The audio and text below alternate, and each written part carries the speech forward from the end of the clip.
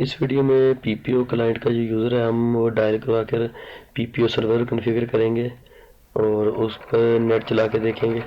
तो सबसे पहले जी हम क्या करेंगे कि हमें जो पीपीओ यूज़र मिला हुआ है हमने वो मार्केटिंग में डायल करवाना है।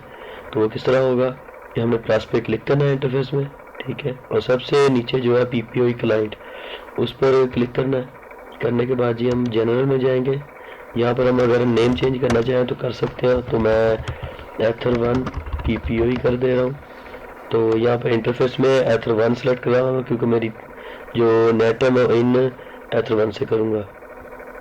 उसके बाद जी डायलअप पे जाना है। डायलअप पे जाने के बाद जी यूज़र पे अपना यूज़र नेम डालना है आपने और पासवर्ड में पासवर्ड डाल देना है। डालने के बाद जी ओके कर देना है, ठीक है। और इसको ओके कर दीजिए। हमारा यूज़र जो है वो आईपी उठा ली है इसने, और ये देख सकते हैं कि हमारा जो यूज़र है वो डायल हो गया है।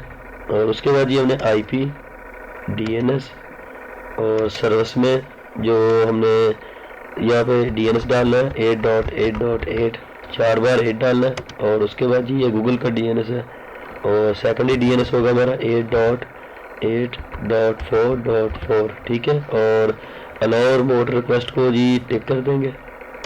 अप्लाई किया, ओके। और उसके बाद जी हम पूल बनाएंगे आईपी और फिर जाना है पूल में। पूल में जाने के बाद आपने प्लस पे क्लिक करना है और यहाँ पर पीपीओ का पूल में बना रहा हूँ 192.168.88.2। ये 2 से हमारा जो है पूल स्टार्ट होगा। तो आप यहाँ से भी करवाना चाहें तो मसला नहीं है, इसमें करवा सकते हैं।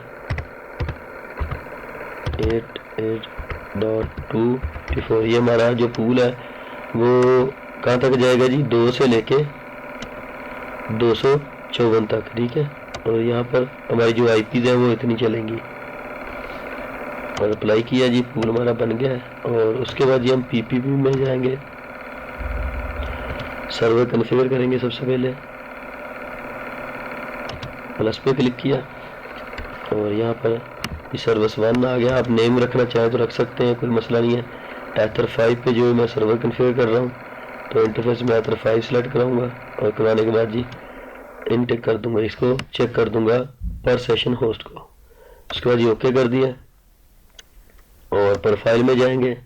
यहाँ पर आपने एक काम करना है कि एक प्रोफाइल डिफ़ॉल्ट की और एक बना लेनी है, ठीक है।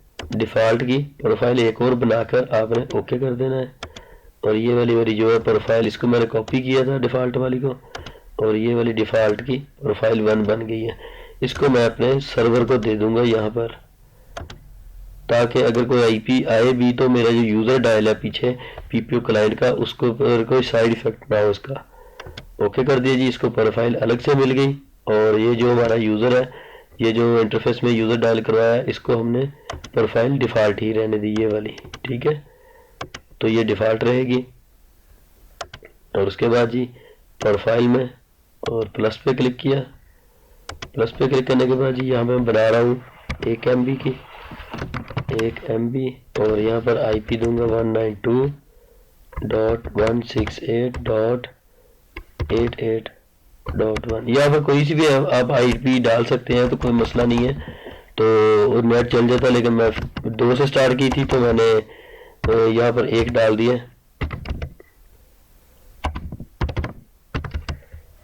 और यहाँ पर जो है रिमोट रिक्वेस्ट जो एड्रेस है उसको हम सिलेक्ट करवाएंगे पीपीओ जो हमने आईपी पूल में बनाया है। आईपी पूल में जो हमने बनाया है ये वाला सिलेक्ट करवाएंगे। उसके बाद जी लिमिट में चले जाएंगे। लिमिट में जाने के बाद यहाँ हम 2 MB की बना रहे हैं, 2M/2M। और ओनली 1 पे हम यस करेंगे ताकि ये यूज़र एक ही बार डायल हो, दूसरी बार उसका एरर आए हमारे पास, ठीक है। तो 2 MB की बना रहे हैं हम।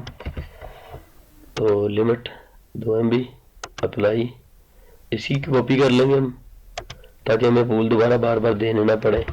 3 MB और लिमिट 3।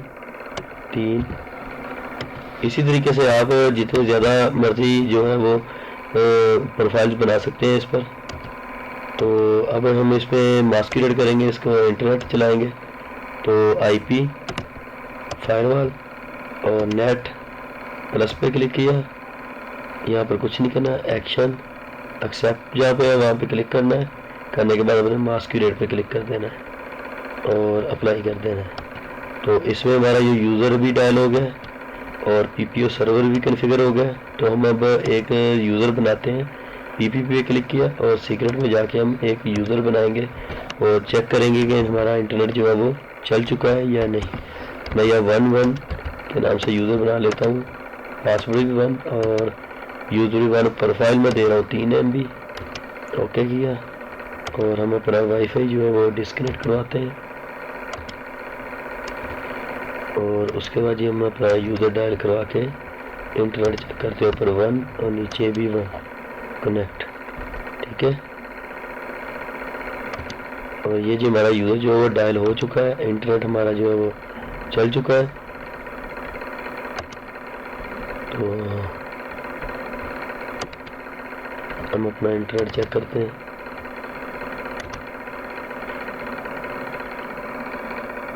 हमारा जो इंटरनेट है वो चल चुका है। ये देख सकते हैं कि यहाँ पर जो स्पीड है वो चल रही है।